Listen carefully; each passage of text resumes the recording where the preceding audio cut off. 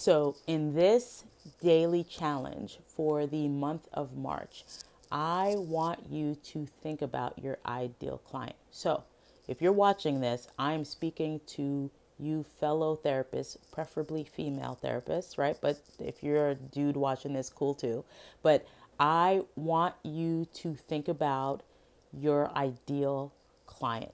Now, depending on what your professional situation is, maybe you're working for a group practice, or maybe you're working in an agency, or you're even in private practice, ask yourself, who are the clients that you look forward to seeing?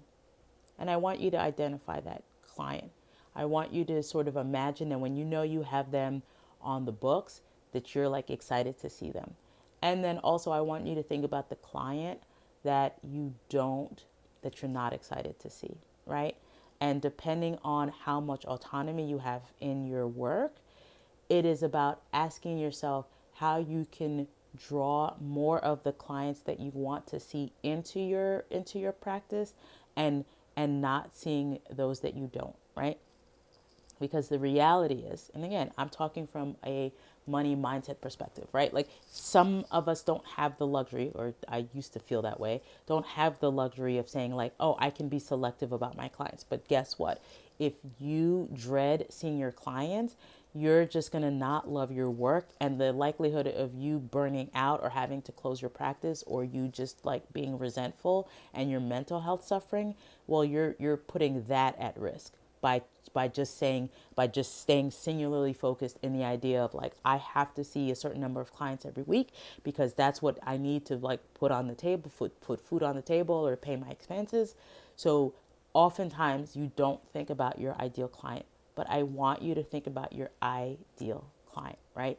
When you think about who you would love to work with, think about that and just see a caseload, a full caseload with those clients, right? Like, imagine that if you had 10 to 20 sessions a week scheduled with, and for me, it's like working moms. Those are my ideal clients. If I really had to narrow it down, it would be other moms. But I also love younger clients. I love other therapists. I love, those are like my three buckets of ideal clients: other therapists, moms, and 20 somethings. I love those clients. I am like always excited when those clients are on my caseload. Now, do I have one or two clients on my caseload that I'm like, like not great, but it's fine.